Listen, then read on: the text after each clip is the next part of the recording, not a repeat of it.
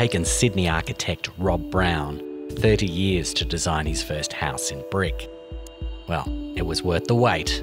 The result is magnificent. When you're there at the beach and you look up here, what do you think? I suppose I compare it with what's around, you know, the bright blue and the bright green and everything else, and I see the copper roof mellowing to this deep red, the bricks, you know, absolutely blending with the big, enormous sandstone sort of pebbles and the cliff below. I think, well, you know, I think it's doing what it was always intended to do. We understood, because the client had lived here for 20 years plus, it came under extreme weather conditions, salt spray, storms, rain, wind, everything. And that battering required a pretty robust material. A very well-fired brick, a brick that was not going to erode through wind erosion or salt erosion. So we've got reds and whites and greys all mixed in together to again sort of satisfy that brief of matching the local rock.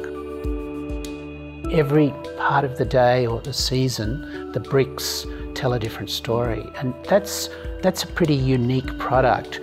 And as long as the light is on the brick tells a beautiful story.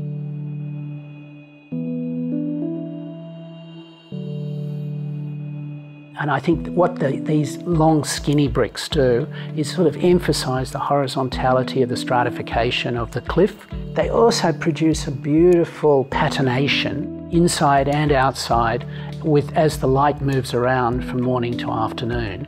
And the house is not only brick outside, it's also brick inside. And there's not a painted surface in the house? No, there's no paint in the house, which means, you know, you can live here and enjoy here without worrying about maintenance. Very aware that I wanted to bring warmth into the house, and the bricks obviously have a lot of texture and depth. It's raw. So I really wanted to bring warmth in as far as textiles and timber grains and upholstery and comfort. Tell me about the staircase. The main criteria was that you could be in the kitchen and you could see through the staircase through to the view.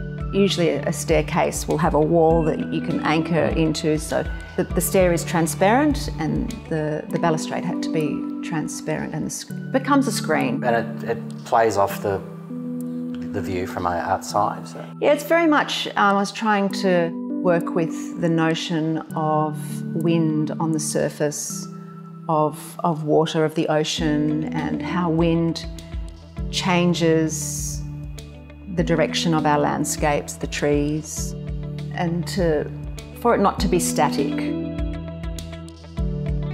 The idea of a client bowling over the house where their children grew up in and then replacing it, what did you make of that? It's a bold move.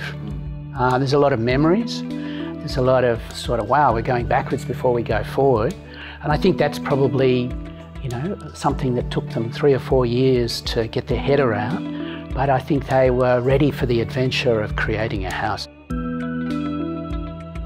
It's not a sort of a batch or a small beach house where you'd come for your summer holidays. This is a permanent house meant to be here for 100 years. That was part of the brief, you know, to be here for a long, long time. The clients, you know, absolutely loving living here and experiencing it every day. But I think you feel sheltered, you feel protected. There's never a same day that rolls past here.